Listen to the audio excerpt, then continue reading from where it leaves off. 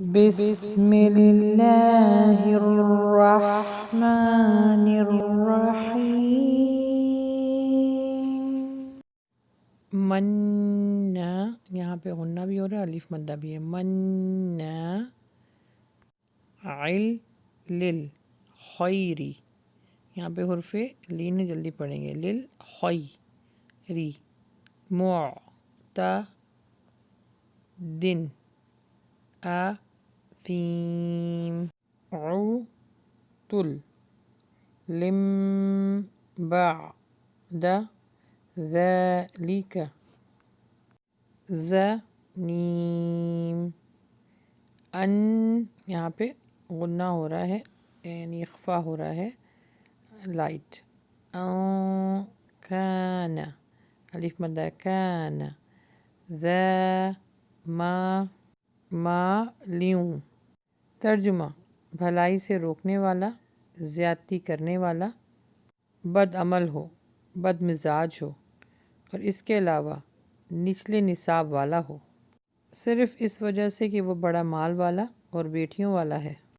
وَبَنِینَ، اِذَا، الف مدہ ہے، لونگ ہوگا، اِذَا تُتْس، یہاں پہ تا کے اوپر جزم ہے تو ہلکی سی ہمس آئے گی، تُتْس لا علی، عین کا مخرج نکالیں اور حرف لین ہے علیہ، ہی جو ہے ہیوی پڑھیں گے، علیہ آیاتنا، یہاں پہ سب لانگ ہوگا کیونکہ الف جو ہے کڑی الف ہے، لانگ ہوگا۔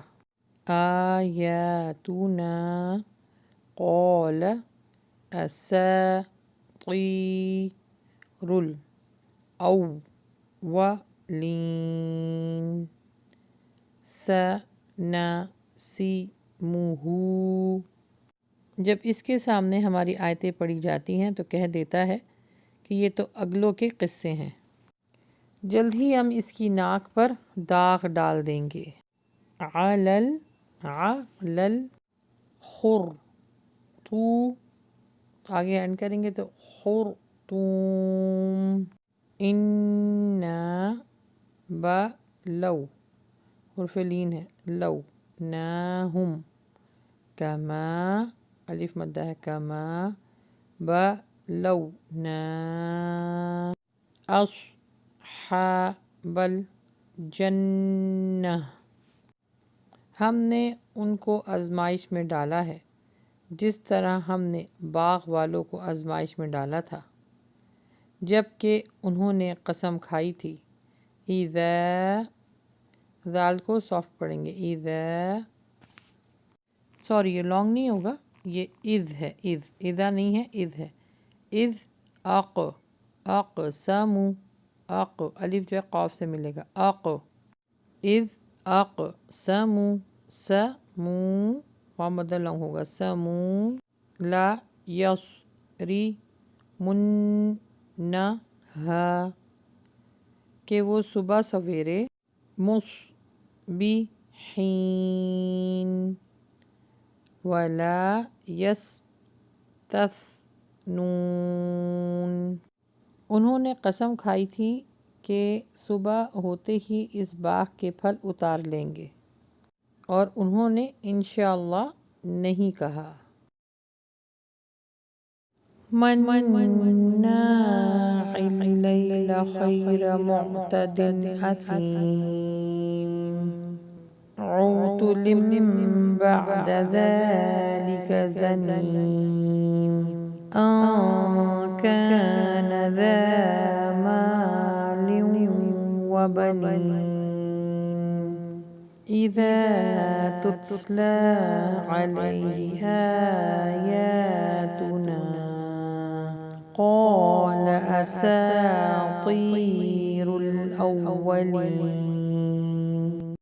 سنسمه على الخرطوم إنا بلوناهم كما بلونا أصحاب الجنة إذ أقسموا ليصرمنها مصبحين وَلَا يَسْتَثْنُونَ۔ سورہ قلم آیت نمبر 12 سے 18 تک کا جو تفسیر ہے وہ اس طرح کہ اللہ تعالیٰ نے نبی کریم صلی اللہ علیہ وسلم سے فرمایا کہ آپ ایسے شخص کی بات نہ مانیں جس میں یہ 5 بری عادتیں ہوں۔ یہ وہ شخص ہے جو بھلائی سے بہت لوگوں کو روکتا ہے، خود کنجوس ہے، نہ زکوٰۃ دیتا ہے، نہ دوسروں کی مدد کرتا ہے، نہ مساجد میں چندہ دیتا ہے، نہ غریبوں کی مدد کرتا ہے۔ اس میں مفسرین کہتے ہیں کہ یہ آیت ولید بن مغیرہ کے بارے میں اتری تھی۔ وہ مکے کا سردار تھا اور لوگوں سے کہتا تھا کہ نبی صلی اللہ علیہ وآلہ وسلم کو چھوڑ دو اور ان کو مال اپنا مت دو۔ یعنی اس طرح کے جو لوگ تھے وہ حد سے بڑھنے والے اور سخت گناہ گار تھے۔ یہ ظالم ہے، اللہ سبحانہ تعالیٰ کی حدوں کو توڑتے ہیں، جھوٹ اور تکبر کرتے تھے، شرک کرتے تھے اور بہت گناہ کرتے تھے۔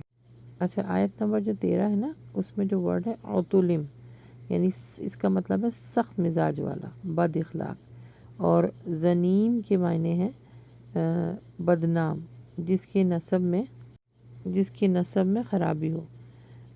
ولید بن مغیرہ جو ہے لوگ اس کے بارے میں بتاتے تھے کہ وہ ناجائز اولاد تھی اپنے باپ کی، اور ان کے پاس خوب مال تھا، بیٹے تھے، اور اس پر یہ غرور کرتے تھے اور سمجھتے تھے کہ میں سب سے بڑا ہوں اور مجھے کوئی کچھ نہیں کہہ سکتا، سب کچھ میری ملکیت میں ہے۔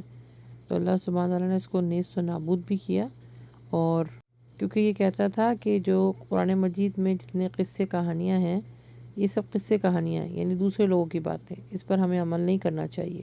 یعنی لوگوں کو گمراہ کرتا تھا کہ یہ ہمارے ماننے کی چیزیں نہیں ہیں۔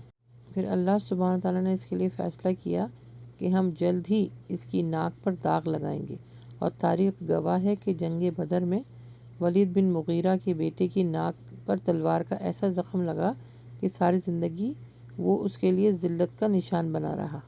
پھر اس میں آیت نمبر 18 اور 17 میں باغ والوں کا ذکر ہے کہ اللہ سبحانہ تعالیٰ نے ان کے باغ جلا دیے کیونکہ انہوں نے غریبوں کو حصہ نہیں دیا تھا۔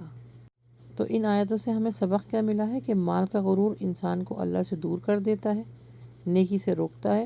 خود گناہ کرنا نیکی سے رکنا بھی بہت بڑا گناہ ہے، اور قرآن کا مذاق اڑانے والوں کو اللہ سبحانہ وتعالیٰ دنیا میں ہی ذلیل کر دیتا ہے۔ بس اللہ سبحانہ تعالیٰ ہمیں اس طرح کی جو صفات ہیں اس سے بچائے، مال اللہ کی راہ میں خرچ کریں اور اولاد کو بھی فرمانبردار اللہ ہی کا بنائیں، تبھی اس دنیا میں بھی اور آخرت میں بھی سرخرو ہو جائیں گے انشاءاللہ۔